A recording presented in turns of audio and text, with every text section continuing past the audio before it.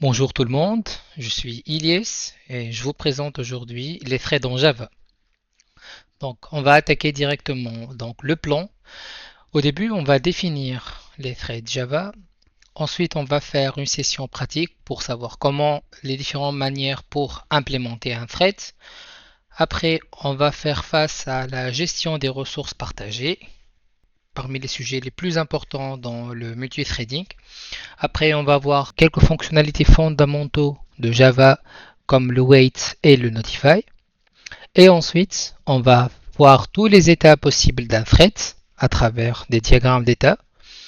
Après, on va voir quelques challenges qu'on peut retrouver dans l'implémentation de multithreading comme le deadlock, lifelock et le starvation qu'on doit les éviter.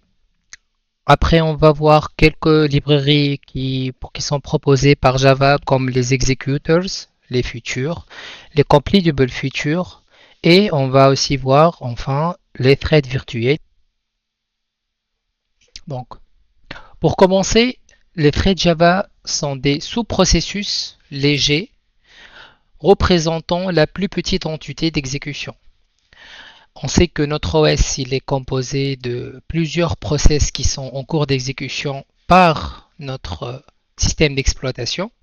Dans ce OS, donc, on trouve des threads, un thread, deux threads, trois threads qui communiquent ensemble au sein du même process. On peut facilement retrouver les process qui sont en cours d'exécution dans notre système d'exploitation en tapant, si vous êtes sur Windows, Task List par exemple, et on retrouve qu'est-ce qui marche sur mon OS. Là, je trouve qu'il y a Canva, je trouve qu'il y a Google Chrome, Discord, etc. Là, on trouve aussi dans quelques paramètres comme le PID, qui est l'identifiant de notre process identifier, aussi le nom de la session, le numéro, et la dernière colonne, c'est la mémoire RAM utilisée en kilo-octets. Le processus en informatique, c'est une instance d'un programme informatique en cours d'exécution par le système d'exploitation. Et au sein de ce process, on peut créer des unités d'exécution qui sont appelées aussi des threads pour faire le travail demandé. Le principal avantage des threads, c'est la capacité d'exécuter plusieurs tâches simultanément. Par exemple, il peut que quelqu'un lit à partir d'un fichier, l'autre thread qui peut écrire dans une base de données. Et d'un autre point de vue, le multithreading garantit une réactivité rapide si l'un d'eux est bloqué, si un des threads est bloqué. Les autres threads peuvent poursuivre leur exécution, ce qui préserve la continuité de l'application.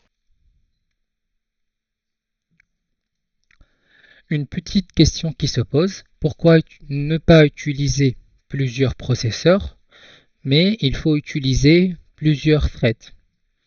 Donc, le problème avec le multiprocessing, c'est que les processus sont lourds et chaque processus détient une zone mémoire distincte, comme vous le voyez, par rapport aux threads qui sont légers et ils partagent le même espace mémoire. Donc, le coût de communication entre ces processus il est élevé. Par contre, le coût de communication entre le thread est vraiment très faible.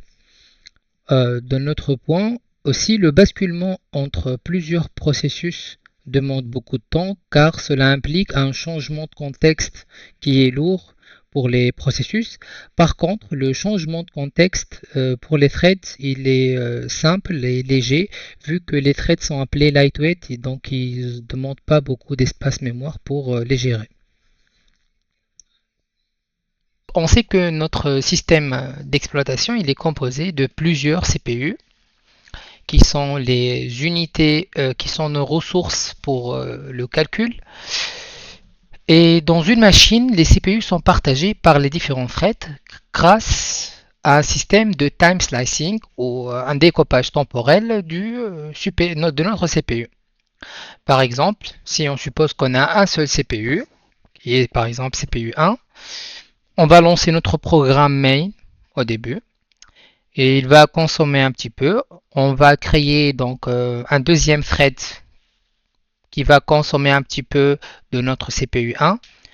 Après, celui-là va instancier un troisième thread qui va par la suite consommer un petit peu de CPU. Et à travers l'algorithme du time slicing, on va donner la main au thread main pour utiliser un petit peu de CPU. Et comme ça, on bascule sur tous les threads pour que tous les threads arrivent à exploiter notre CPU à la meilleure façon. Sachant que les threads, ils ont des priorités allant de 1 à 10 et on donne plus de ressources aux threads qui ont une priorité plus élevée. Souvent en Java, un thread hérite la priorité de son thread parent qui est généralement de 5. Par exemple, quand on lance une méthode main, le thread qui est lancé dans la méthode main, il a une priorité Java. Si on ne modifie pas, par exemple, au niveau du thread 2, le thread 2 va avoir donc une priorité de Java, comme on peut spécifier la priorité de thread instancié. Dans le multithreading, et spécialement dans les threads Java, il y a deux types de threads. Les threads d'utilisateurs, appelés aussi les threads workers, et les threads d'aimants. Pour les threads utilisateurs, donc ils sont souvent utilisés pour la logique applicative, pour faire les tâches principales du programme, par exemple pour écrire dans une base de données, pour lire depuis un fichier. Par contre, les threads d'aimants sont des threads qui sont lancés en background, qui sont toujours en marche, ils sont dans des boucles while true, qui s'intéresse à faire des tâches secondaires. Par exemple, pour la JVM, elle utilise en background donc le garbage collector pour libérer de l'espace mémoire pour bien utiliser cet espace. Aussi, c'est utilisé dans les surveillances des systèmes, par exemple pour les surveillances des Wi-Fi disponibles dans notre zone géographique. Ça, ce sont des systèmes qui sont toujours en marche et qui fonctionnent en background. Par rapport au comportement de la JVM, donc la JVM continue tant qu'un thread utilisateur est en cours d'exécution. Donc, puisque ce thread-là contient une fonction principale du programme, donc la JVM continue à fonctionner. Par contre, pour un thread démon, la JVM se termine sans vérifier s'il y a des démons en cours d'exécution.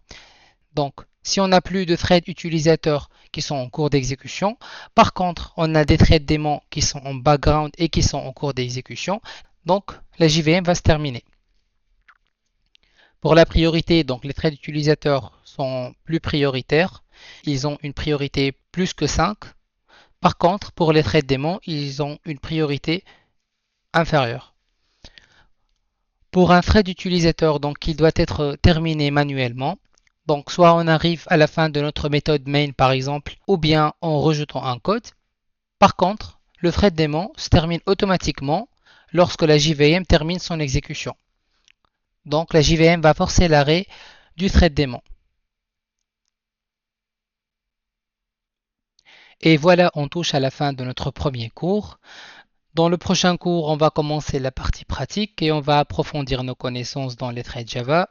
N'hésitez pas à mettre vos commentaires et d'en parler à votre entourage. Et peace.